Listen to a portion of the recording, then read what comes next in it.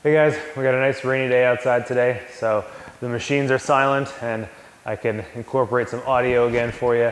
Today we're going to talk a little bit about some principles of strength training. Here we go.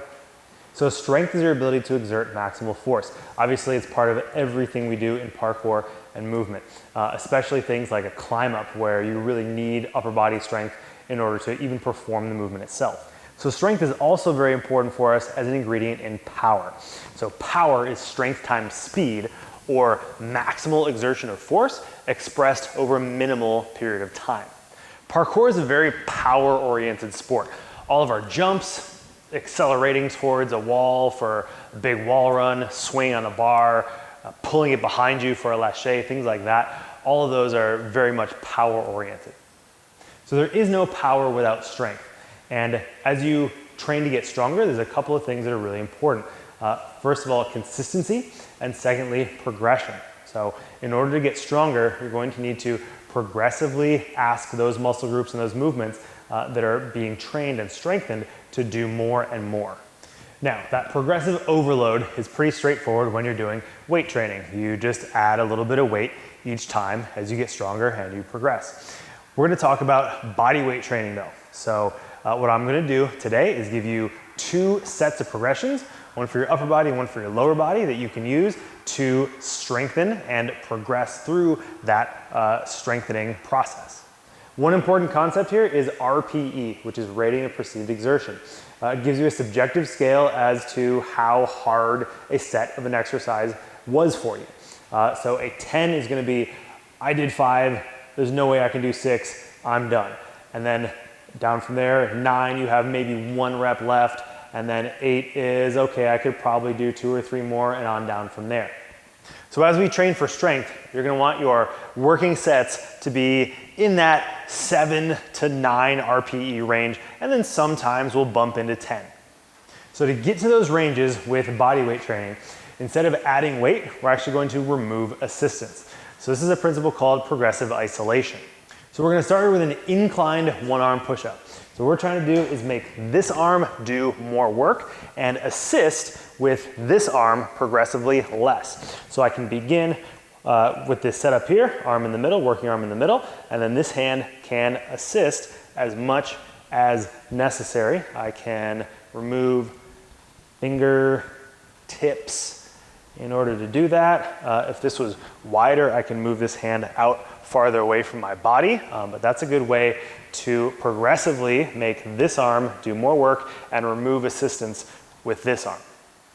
Now for strength training, we want to get sets of 1 to 8 reps. Anything more than that, and you need to be able to find some ways to make each rep more challenging and more difficult. So if I'm here and I can, unassisted with one arm, get 8 or 10 or 12 of these push-ups, what I can do from there is use another of our principles of body weight training, and that's going to be incline decline. So I can bring that decline down a little bit, go back to that single arm, and now maybe here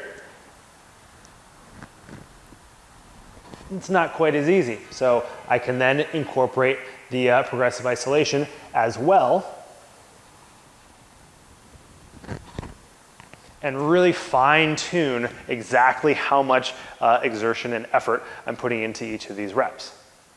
So between that progressive isolation and the incline decline, I want you to find a set of 5 reps that is in that 7 to 8, maybe 9 RPE range. Once you've found that variation, give yourself 3 sets of 5 reps with 2 to 3 minutes of rest between sets. That's going to be a really classic and effective way to progressively increase your strength. Now, the other element that I talked about earlier was consistency. So this is something that you should incorporate into your training 2 to 3 times a week. So now let's apply those same principles to the lower body. So we're still going to think about that progressive isolation. In this case, making one leg do the work and then assisting at different levels. So first, the skater squat. You're going to use some object and assist with your upper body. Some points of technique for the skater squat. Your working leg foot, you want flat on the ground. You want your weight evenly distributed on that foot. As you come down through this squat, using this assistance as much as you need to. You want to set your knee down back here and keep your foot up off the ground. Don't let your toe touch, or that will change the exercise pretty significantly. On the way back up, you want to keep your knee back. Don't let it swing forward. Now, if that's not working for you, I'll give you another option. This is the pistol box squat. So pistol is a single leg squat, just like the skater squat, but you're gonna have your foot out here in front instead of behind. What makes it a box squat is you're going to come down, sit, and stand back up. So to progressively move through that, you can lower or raise if you need a little bit more assistance, that platform, that box. You can also, with this setup right here, use both that arm assist and the sit with the box squat in order to, once again, fine tune that level of challenge that's right for you. So that was a brief overview of strength training in general. Once again, consistency is key. So you should find whatever is the right progression for you. You should be incorporating these into your exercise routines throughout the week.